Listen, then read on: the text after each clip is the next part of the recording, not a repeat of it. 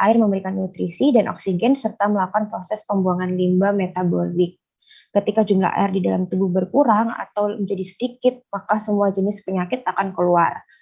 Nah ya, jadi maka dari itu seringkali kan kita mengkaitkan biasanya kalau sakit itu disebabkan kurangnya air atau disebabkan karena dehidrasi. Jadi seringkali kalau misalnya kita ke dokter, pasti sarannya dokter minum banyak air ya, yaitu karena air itu berfungsi untuk pembuangan limbah metabolik di tubuh kita ini. Nah ya kemudian, manusia ini kan membutuhkan air sebagai sumber tenaga dalam kehidupan sehari-harinya. Dan ternyata diketahui bahwa 70% bagian yang ada di dalam tubuh kita itu berbentuknya cairan. Dan dari 70% itu bisa dilihat di gambar yang sebelah kiri ini, bahwa ada mata sendiri itu terdiri dari 95% air, kemudian hati 75% air, darah 94%, kidney jantung 83%, otak 83%, paru-paru 85%, dan otot juga 75%. Jadi dilihat di sini bahwa banyak air tuh menyusun setiap komponen di dalam tubuh kita gitu. Nah, air sendiri ini juga merupakan unsur gizi yang sama pentingnya seperti kayak karbohidrat, protein, lemak, dan juga vitamin. Di mana tubuh kita membutuhkan air mineral itu sebanyak 1-2,5 liter atau setara dengan 6-18 gelas setiap harinya. Sebenarnya bagusnya tuh 2,5 liter atau setara dengan 18 setiap harinya.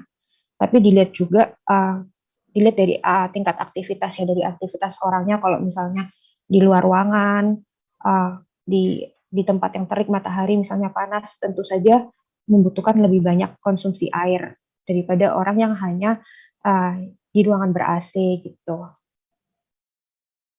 Kemudian ya ini jadi saya ada animasi sedikit tentang fungsi air bagi tubuh kita. Ya, bisa dilihat. In creating saliva. In fact, it's the main component of your spit.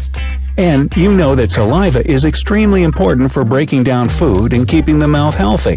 So if your mouth feels drier than usual, drink more water. Water helps regulate your body temperature. When you sweat from the heat of the day or while doing some exercise, your body loses water. Sweat is useful in that it cools your body down. But if you don't replenish this lost water, your body temperature will increase. So always drink a lot of water while doing some physical activity or spending time outside on a hot day. Water lubricates your spinal cord, tissues, and joints. Drinking enough water helps these parts stay flexible and pain-free during movement. Staying hydrated can even alleviate the discomfort caused by arthritis. Water boosts your physical performance. Ever notice how athletes are always drinking a ton of water? That's because hydration affects your endurance, power, and strength. Water is vital for flushing toxins out of your body through your urine and stool. So, to keep your body's filtration and waste removal systems working properly, drink plenty of water. Plus, as we mentioned earlier, good hydration prevents constipation and other bowel problems. Water helps with the absorption of nutrients. It dissolves minerals and vitamins along with other nutrients you get from your food. Water then delivers all this useful stuff to different parts of your body. According to several studies, increased water intake in comparison to your usual amount when you're on a diet and exercise plan will help you get rid of even more unwanted pounds. Yeah. If you stay sufficiently hydrated, it'll improve your blood oxygen circulation, since water helps deliver oxygen throughout the body. And this improved circulation has only a positive effect on your overall well-being. It's been proven that drinking just 2 cups of water raises both male and female metabolic rates by 30%. And when your metabolism is increased, this gives you a much-needed boost in energy. If you feel exhausted or confused, check how much water you've drunk today.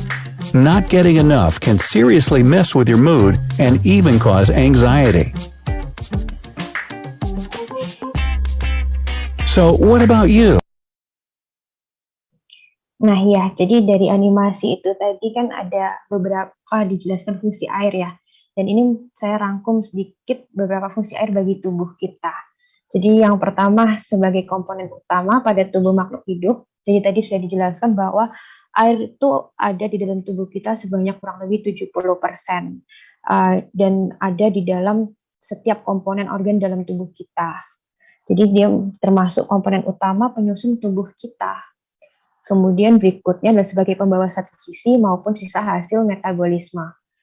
Nah, jadi nutrisi seperti karbohidrat, protein, vitamin, lemak, mineral itu sangat penting untuk ditransferkan ke tubuh kita, ke seluruh tubuh kita. Nah, yang mentransfer tugasnya siapa? Tentu saja di tugasnya darah. Nah, di darah itu komponennya 80% sendiri adalah air. Dan jadi kalau misalnya kita kekurangan air, tentu saja proses pembawaan nutrisi ini juga bisa terganggu gitu. Dan kemudian juga membawa sisa hasil metabolisme. Nah, jadi air ini bisa berfungsi membawa sisa-sisa metabolisme yang memang tidak diperlukan lagi oleh tubuh kita. Dan sekaligus dia bisa membawa toksin yang memang berbahaya bagi tubuh kita. Nah, kemudian berikutnya berpartisipasi dalam reaksi tubuh, reaksi kimia tubuh. Nah, jadi air ini bisa berperan sebagai katalisator dalam reaksi biologis dalam tubuh kita. Jadi katalisator itu adalah sebagai senyawa yang memulai suatu reaksi. Jadi dia yang memulai gitu.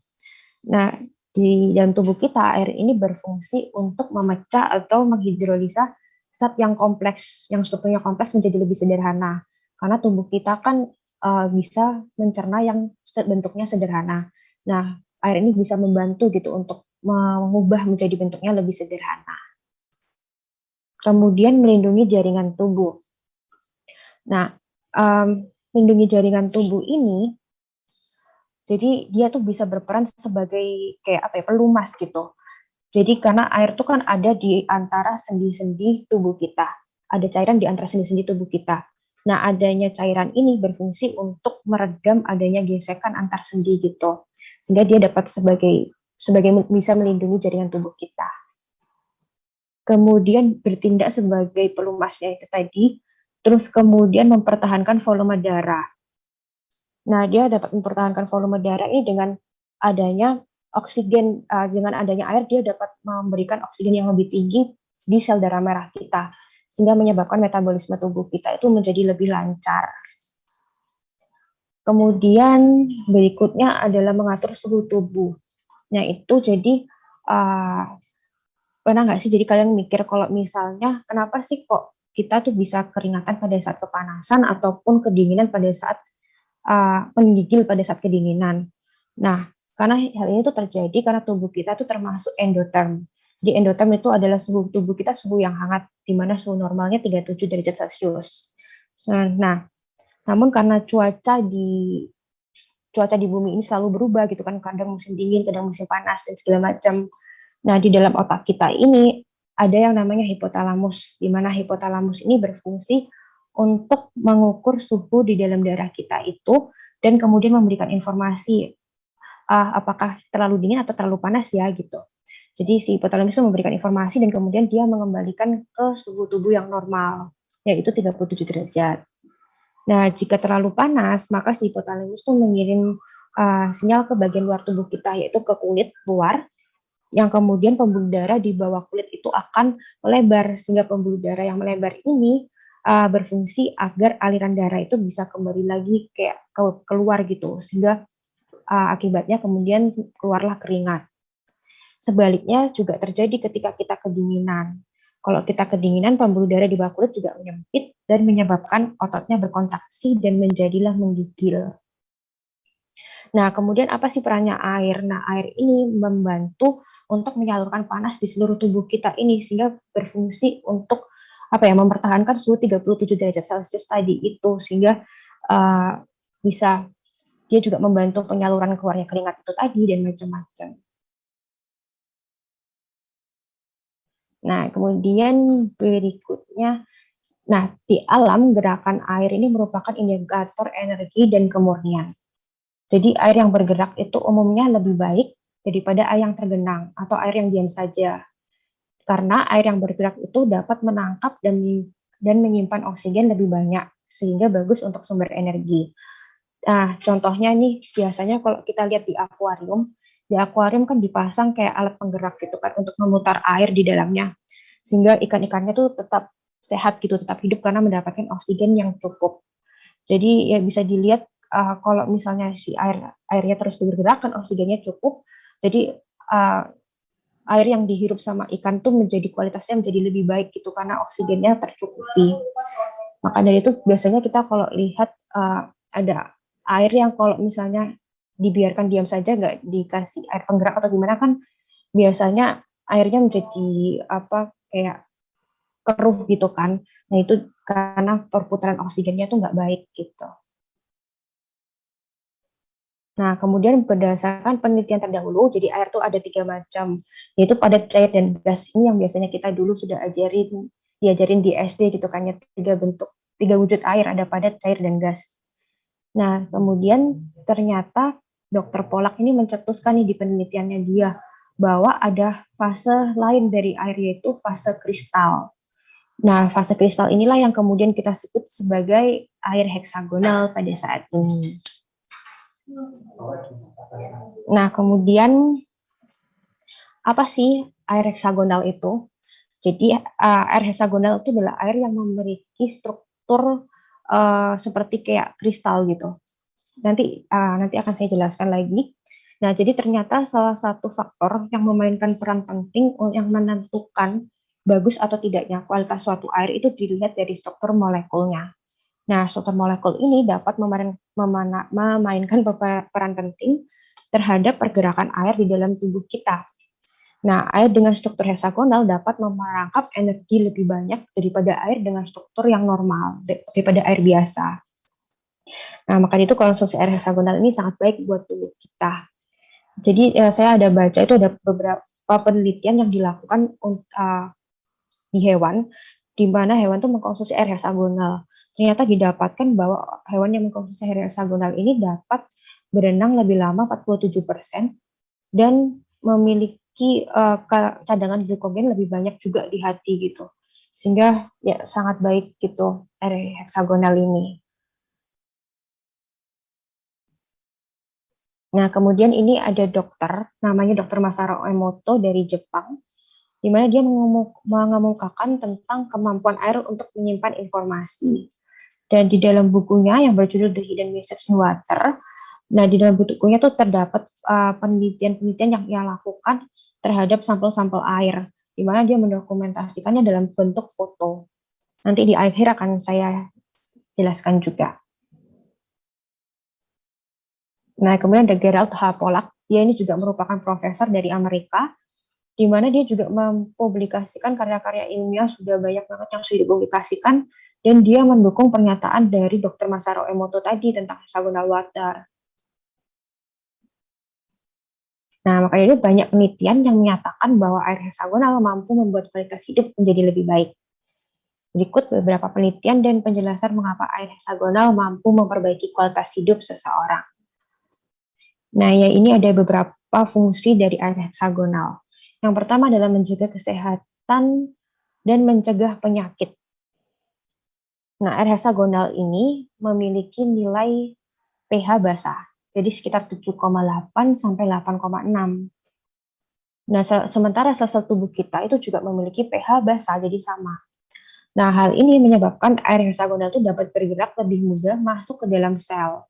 Karena pergerakan yang lebih mudah ini terjadi karena tegangan permukaan air itu lebih rendah. Jadi anggapannya kalau misalnya pH tubuh kita basah, kemudian dimasukin cairan yang juga bersifat basah, jadi kan dia ketemu dengan sifatnya yang sama gitu kan.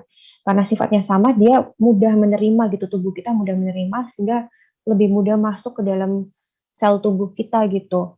Sehingga nutrisi pun lebih gampang diserap gitu. Jadi menyebabkan banyak nutrisi dan protein yang terlarut di dalam air dan terhantar masuk ke dalam sel dan membuang zat sisa. Proses tersebut membantu meningkatkan imunitas tubuh serta berkontribusi dalam meningkatkan dan menjaga stamina tubuh karena banyaknya oksigen yang terlarut di dalam air memberikan energi yang lebih banyak. Nah, kemudian berikutnya adalah mencegah penuaan. Nah, jadi jumlah air di dalam tubuh kita itu akan menurun seiring kita bertambah usia. Jadi bayi yang baru lahir tuh memiliki total air dalam tubuh itu paling banyak, jadi sekitar 90% total air dalam tubuh adalah 90%. Namun seiring bayi itu bertambah usia biasanya menjadi 70%. Kemudian untuk orang yang sudah berumur, yang sudah tua bisa mencapai hanya 50% aja gitu. Nah, pergerakan keluar masuknya air dari dalam sel ini akan semakin pelan kan seiring bertambahnya usia. Nah, ketika pergerakan semakin pelan, maka rasio air yang ada di dalam sel dan rasio air yang ada di luar sel akan berpengaruh. Jadi fungsi sel dalam tubuh itu sebenarnya bisa bekerja baik ketika di dalam sel itu ada 60% air. Namun seiring berjalannya usia, di dalam sel tuh airnya bisa kurang lebih hanya sampai 40% aja. Sehingga hal itu menyebabkan proses hidrasi itu menjadi lebih lambat. Sehingga kemudian ini juga kenapa kok alasan orang tua tuh metabolismenya lebih semakin menurun gitu kan. Nah, jadi pada saat yang sama juga, maka rasa haus tuh akan menurun. Karena dorongan tubuh untuk penambahan jumlah cairan tubuh itu juga sudah berkurang gitu. Karena tadi kan sel di dalam kandungan air dalam selnya cuma hanya mencapai 40%. Sehingga akibat dari itu semua, metabolisme tubuh menurun, energi menurun. Sehingga orang tua kan biasanya memang lebih lesu gitu kan. Karena metabolismenya memang sudah menurun ini gitu. Nah, ini berikutnya ini ada penelitian. Si peneliti ini melakukan penelitian di mana dia mengkaitkan bagaimana sih proses penuaan dengan adanya pengurangan kadar air dalam tubuh. Dan ternyata di penelitiannya ini dengan uh, dengan orang yang minum air heksagonal ini dapat menunda penuaan karena air heksagonal itu dapat lebih mudah diangkut ke dalam sel sehingga sel-sel dalam tubuh kita tuh menjadi lebih terhidrasi gitu, lebih banyak airnya sehingga lebih segar sehingga mencegah penuaan ini gitu. Berikutnya adalah sel darah tidak menggumpal karena terhidrasi sempurna. Nah, jadi seringkali salah satu kondisi yang biasanya sering banget terjadi pada sel darah merah dalam tubuh kita, itu biasanya sel darah merah tubuh kita tuh suka kayak nempel gitu, jadi nempel satu sama lain. Seperti dia kayak melekat satu sama lain gitu. Nah, ketika sel darah merah itu melekat satu sama lain itu menyebabkan pertukaran oksigen itu terjadinya tidak lancar, sehingga kemudian pembuangan limbah juga tidak lancar, yang kemudian menyebabkan kita cepat capek, cepat lelah, sehingga kemudian juga karena capek, cepat lelah ini menyebabkan penyakit itu lebih gampang menyerang tubuh kita gitu. Nah, kemudian di sini tuh ada Stefan Schumann ini, dia tuh melakukan penelitian, dia mengamati sel darah merah dalam tubuh kita, di mana pada orang yang belum mengkonsumsi air heksagonal, ternyata sel darah merahnya dempet-dempet seperti yang di gambar sebelah kiri itu, yang before itu. Jadi sel darah merahnya dempet-dempet macam kayak ulat sutra gitu ya. Jadi kan dempet-dempet, terus kemudian setelah dia mengkonsumsi air heksagonal, dan ternyata setelah 10 menit mengkonsumsi, sel darah merahnya tuh tidak lagi menggumpal. Jadi dilihat yang sebelah kanan after itu, gambar sebelah kanan, bahwa sel darah merahnya itu sudah kayak satu-satu gitu kan, tidak menggumpal lagi. Sehingga dengan begini aliran darahnya tuh menjadi lebih lancar. Dan berikutnya adalah mencegah diabetes. Nah, otak kita itu kan mengandung kurang lebih 85% air, yang tadi sudah saya jelaskan di awal. Nah, karena otak ini merupakan organ yang sangat penting bagi tubuh kita. Nah, ketika kita kekurangan air, sel-sel di otak itu akan memerintah pengambilan energi dari sumber yang berikutnya, di mana sumber yang berikutnya adalah gula. Nah, karena insulin itu tidak diperlukan dalam mengangkut gula ke membran sel otak, itu menyebabkan pemanggilan gula menjadi energi itu menjadi lebih mudah karena tidak diperlukan adanya insulin ini.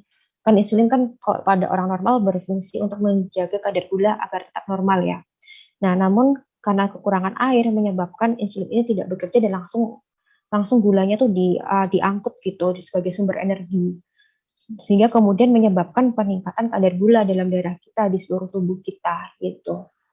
Dan di sini ada penelitian yang bagi penderita diabetes mellitus yang mengkonsumsi air heksagonal dan ternyata menunjukkan bahwa terjadi penurunan gula darah hanya dalam 4 minggu saja gitu. Jadi turun kadar gula darahnya dengan mengkonsumsi air heksagonal ini. Nah, kemudian ini juga jadi ini ada penelitian yang dilakukan. Jadi diabetes dan dehidrasi memiliki hubungan yang kuat.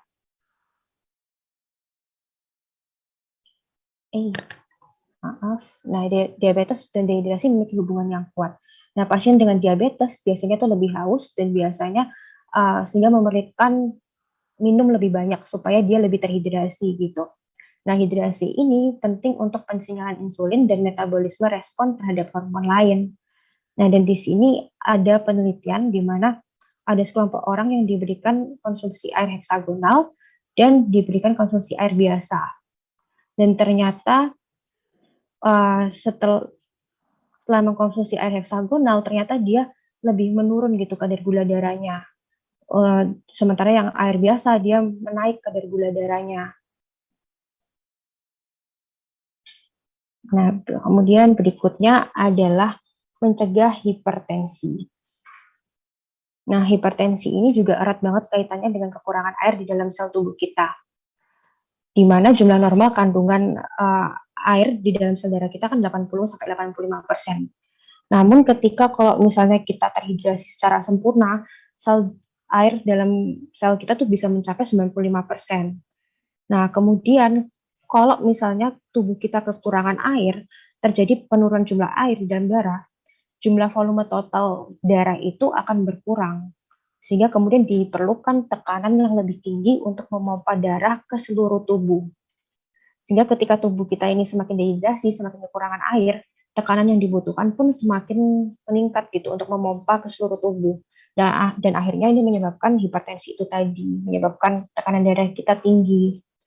Nah, penggunaan air heksagonal ini sangat penting dalam mencegah kasus hipertensi ini karena air heksagonal itu mampu menghidrasi sempurna sel darah seseorang.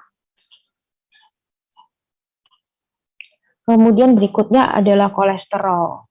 Nah, jadi ketika kita tambah tua, kan tadi kita jarang minum air karena rasa haus itu menurun.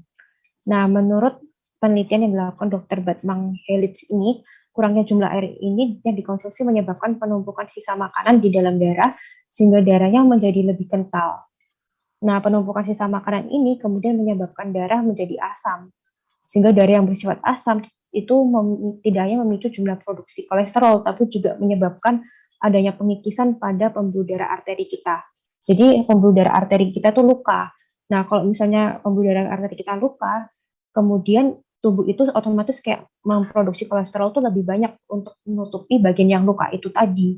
Sehingga kemudian akan banyak terdapat plak gitu pada dinding arteri kita, sehingga terjadilah kemudian penyumbatan pembuluh darah gitu. Nah, ya ini kemudian ada penelitian juga sih, di mana orang yang mengkonsumsi air heksagonal dan ternyata kolesterolnya ini lebih rendah yang heksagonal group, kolesterolnya hanya 64, yang kontrol group 66. Jadi lebih rendah yang heksagonal. Nah, kemudian berikutnya, air heksagonal ini juga dapat memperlambat pertumbuhan sel kanker.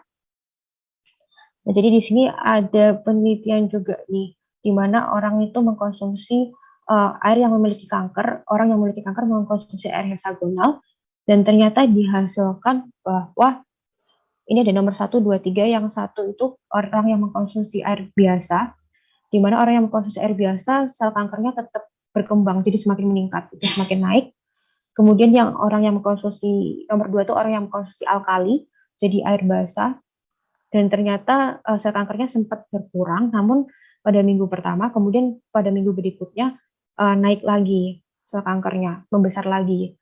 Kemudian yang nomor 3 itu orang yang menggunakan air heksagonal, di mana ketika dia mengkonsumsi air heksagonal tidak ada tanda-tanda pembesaran sel kanker. Gitu.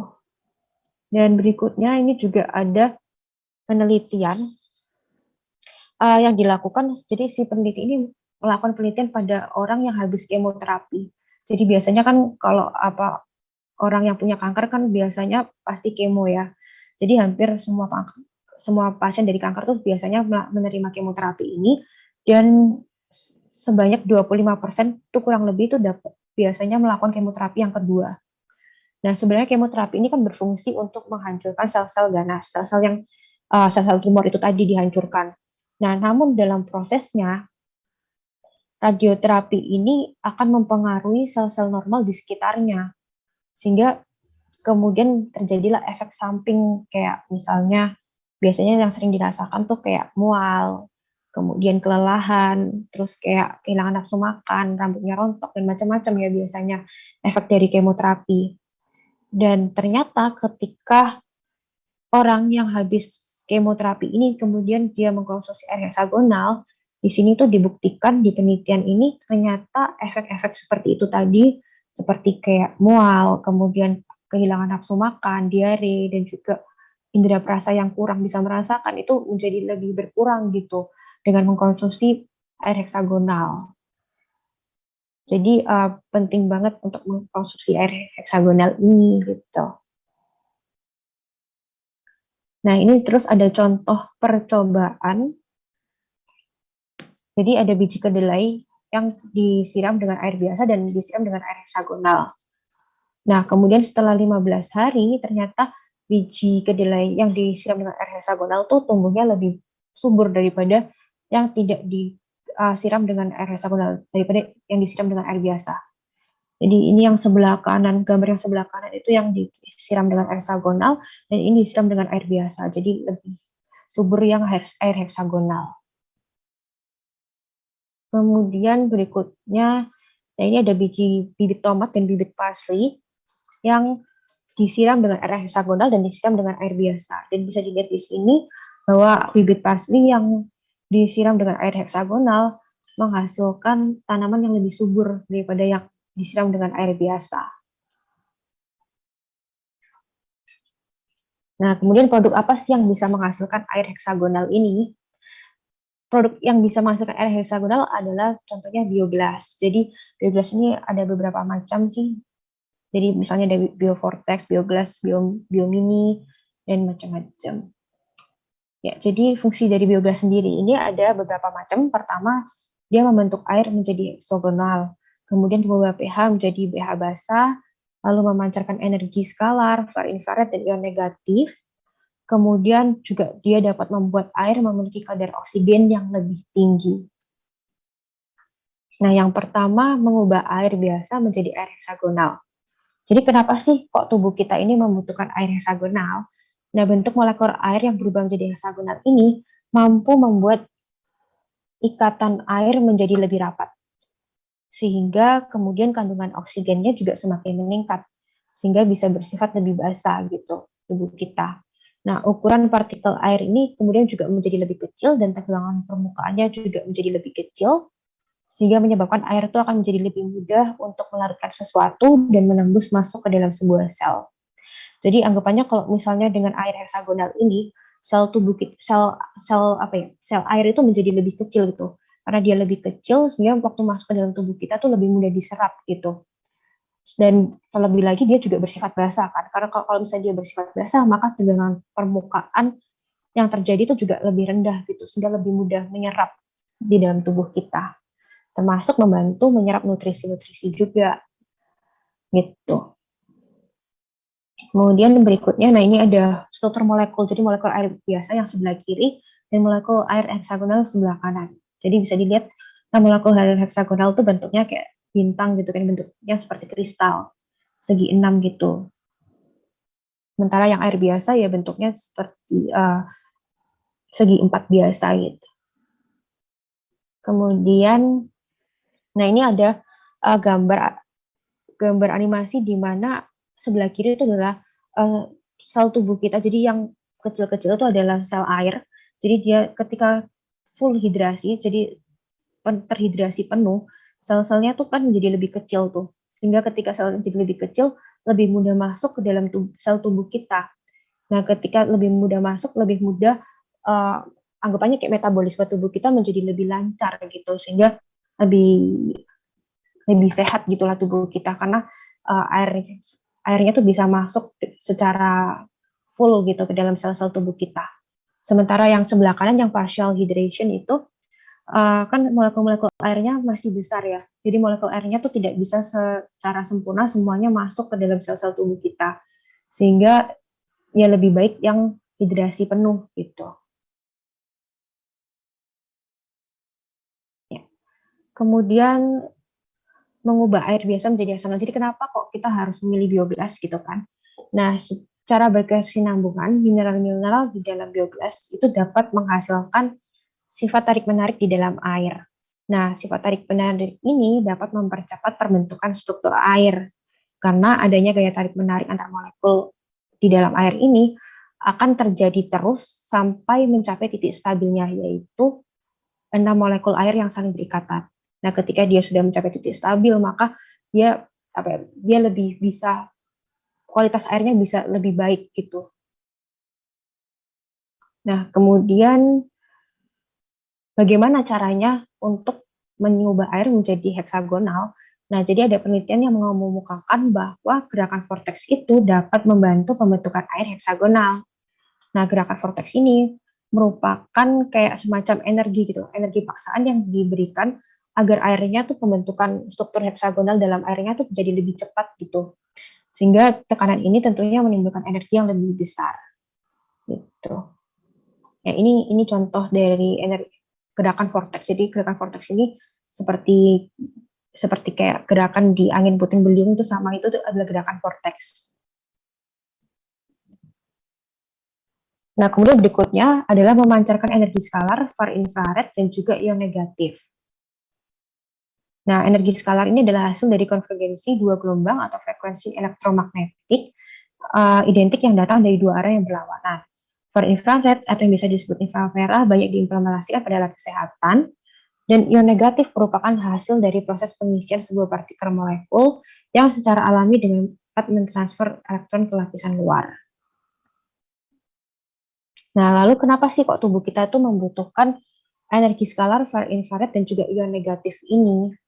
Nah, jadi di dalam kehidupan sehari-hari kan sudah sering sekali ya kita sudah terpapar dengan yang namanya gadget dan macam-macam itu kan, itu semua kan membuat tubuh kita terpapar dengan sinar blue ray, sinar macam-macam gitu kan, dan maka dari itu dibutuhkan sekali energi skalar, far infrared, dan ion negatif ini untuk mengantisipasi itu semua gitu.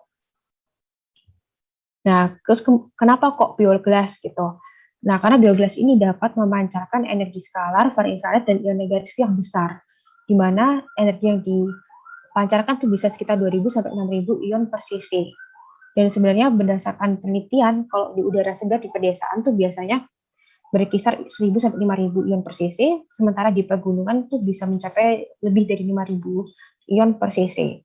Sementara kalau di daerah kita, biasanya kan daerah perkotaan itu energinya sedikit sekali, bisa bisa kurang dari 1.000 gitu ion per cc. Nah, jadi maka dari itu untuk membantu memberikan energi ini kita bisa menggunakan biogas ini supaya untuk mendapatkan energi itu dari biogas. Jadi kita nggak perlu jauh-jauh pergi ke pegunungan atau pedesaan untuk mendapatkan ini gitu sih. Kemudian ya ini jadi ada negatif ion dan positif ion. Jadi negatif ion itu adalah ion negatif, jadi lebih dibutuhkan oleh tubuh kita. Jadi ion negatif ini adalah ion yang bersifat baik bagi tubuh kita, di mana dia bisa melancarkan metabolisme tubuh, menyebabkan keseimbangan ion, kemudian memberikan sifat basa itu juga, lalu memiliki anti-aging yaitu anti penuaan, kemudian dapat meningkatkan sistem imun juga, sehingga secara keseluruhan dia bisa memberikan tubuh kita lebih sehat, menyebabkan tubuh kita lebih sehat gitu. Sementara kalau yang ion positif itu kebalikannya. Jadi ion positif itu dapat menyebabkan kerusakan pada sel tubuh kita. Jadi menyebabkan metabolismenya menjadi lebih lemah, kemudian ketidakseimbangan ion, terus kulitnya mengkerut dan macam-macam. Jadi biasanya sih karena kalau misalnya kita sakit itu bisa disebabkan karena penumpukan ion positif ini. Jadi ketidakseimbangan ion di mana ion positifnya itu lebih banyak sehingga menyebabkan kita sakit itu. Nah, kemudian berikutnya adalah membuat pH air menjadi lebih basah. Nah, jadi pH airnya bisa lebih basah karena adanya perubahan molekul dari air biasa menjadi air heksagonal. Nah, air heksagonal ini mampu mengubah air menjadi bersifat basah karena memiliki banyak atom hidrogen yang saling berikatan. Nah, biasanya di sehari-hari kan kita sering banget ya kayak makan makanan dan minuman yang junk food, cepat saji, fast food itu. Kemudian aktivitas juga terlalu tinggi sehingga capek tubuhnya. Nah, kondisi-kondisi seperti ini tuh menyebabkan tubuh kita tuh menjadi lebih asam. Nah, kalau tubuh kita asam itu ini tuh berbahaya karena kita menjadi mudah terserang penyakit gitu kalau tubuh kita asam. Nah, maka dari itu dibutuhkan kita mengkonsumsi sesuatu yang bersifat basah. Nah, jadi selain alasan di atas, nah, mengapa kita membutuhkan air yang bersifat basah? Karena sel-sel tubuh kita memiliki pH yang cenderung basah. Jadi kalau misalnya yaitu tadi kan, jadi kalau misalnya sifatnya sama, kita pH tubuh kita basah, terus kita kemudian minum air yang juga bersifat basah, jadi lebih mudah gitu penyerapannya masuk ke dalam sel itu lebih mudah. Jadi ini juga mengapa sih kalau misalnya kita sakit, yaitu kalau misalnya kita sakit itu biasanya tubuh kita itu bersifat asam. Jadi karena kalau misalnya kita minum air, terus kemudian tubuh kita lagi asam sifatnya, kemudian jadi masuknya air itu lebih susah gitu, terhidrasinya lebih susah karena tubuh kita asalnya sudah asam gitu. Jadi maka dari itu kalau misalnya kita sakit, penting banget sih untuk minum air heksagonal ini gitu. Nah, kemudian mengapa kok tubuh membutuhkan oksigen? Nah, tubuh ini dapat mengalami kekurangan oksigen dan biasanya disebut dengan hipoksemia. Hipoksemia ini membuat tubuh kita terasa lebih lelah, susah tidur, lalu konsentrasinya juga menurun, dan macam-macam. Jadi, hipoksemia atau kekurangan oksigen ini sangat berbahaya gitu bagi tubuh kita. Nah, kemudian kenapa kok biogas? Karena dengan biogas, biogas ini dapat membuat air itu kaya akan oksigen. Sehingga kalau misalnya kadar oksigen kita tinggi, itu dapat membantu meningkatkan imunitas tubuh dan juga kontribusi dalam stamina tubuh kita. Jadi kayak tubuh kita tuh terjaga gitu, terhidrasi dengan oksigennya juga. Oksigen yang terlarut di dalamnya tuh juga tinggi gitu sehingga energinya lebih banyak gitu. Sehingga menyebabkan kita lebih fit, lebih terhindar dari macam-macam penyakit. Nah, lalu berikutnya cara penggunaan biogas. Jadi ada beberapa cara penggunaan biogas. Ada cara yang pertama bisa air dilewatkan biogas sebanyak 20 sampai 40 kali. Kemudian bisa langsung diminum. Jadi ini biasanya sehari 2 sampai 3 liter sih minumnya. Lalu cara yang kedua, biogas bisa direndam di dalam air selama 1 sampai 4 jam. Lalu bisa langsung diminum. Nah, biasanya kalau biogas yang direndam dalam air itu kalau misalnya mau di dalam botol, biasanya bisa pakai biogas mini. Kemudian untuk yang cara ketiga, biogas ditempelkan di bagian tubuh yang kerasa sakit selama kurang lebih 15 sampai 60 menit. Namun biasanya untuk orang yang baru pertama kali pakai bisa dicoba 15 menit dulu sih. Kemudian cara yang keempat, biogas bisa disinari juga dari jarak 20 cm dari bagian tubuh. Kemudian disinari sama juga selama 15 sampai 60 menit. Nah, ini ada beberapa penelitian yang kita lakukan bahwa ini ada sawi yang kita rendam dengan air biasa dan juga air heksagonal selama 30 menit. Dan ternyata sawi yang direndam dengan air biogas itu penampakannya lebih segar. Jadi yang kanan tuh yang air biogas, yang kiri yang air biasa. Dan bisa dilihat itu lebih segar gitu kan, hijaunya lebih segar. Kemudian berikutnya ini juga ada kacang hijau yang dimana disimpan selama 5 hari dan ternyata kacang hijau yang diberikan air biogas dan biovortex itu tumbuhnya lebih cepat, tumbuhnya lebih tinggi tuh kan batang-batangnya daripada yang mineral water yang sebelah kiri. Kemudian, nah ini juga percobaan selama 7 hari. Kemudian sampai 7 hari ternyata yang air mineral itu batangnya nggak kuat, jadi dia roboh tuh sebelah. Yang paling kiri dia roboh. Kemudian yang air biogas batangnya lebih kuat. kemudian yang air biovortex yang paling sebelah kanan batangnya juga kuat dan malah tumbuh lebih tinggi lagi gitu.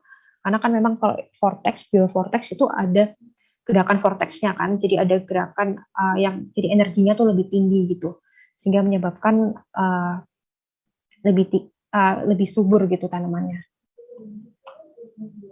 Nah, kemudian ini juga ada percobaan lain selama 7 hari, di mana yang mineral water itu yang sebelah kanan aja tuh cuma tumbuh akar aja. Terus kemudian yang air biogas sama air biovortex dia tumbuh tunas juga itu, dan itu terlihat tuh kan yang tengah sama yang sebelah kiri tuh lebih subur gitu dengan yang biogas dan biovortex. Nah, kemudian berikutnya ini saya tunjukkan penelitian Profesor Masaru terhadap air biogas. Jadi dia itu melakukan pemotretan, jadi dia itu melakukan foto air, di mana foto air itu, jadi ini setelah 1 jam direndam dengan air biogas, dan ternyata bisa dilihat kan bentuknya, strukturnya jadi kayak kristal gitu. Nah, kemudian ini yang sebelah kiri itu setelah 24 jam, yang sebelah kanan setelah 48 jam. Jadi bisa dilihat semakin lama airnya tuh direndam dalam biogas itu menjadi semakin bagus pembentukan kristalnya. Kemudian ini setelah biogas diputari sebanyak 20 kali yang kiri dan sebanyak 40 kali yang kanan. Nah, yang 40 kali itu kan kristalnya terbentuknya lebih bagus lagi kan daripada yang 20 kali. Nah ya, jadi berikut sekian dari presentasi saya. Terima kasih banyak.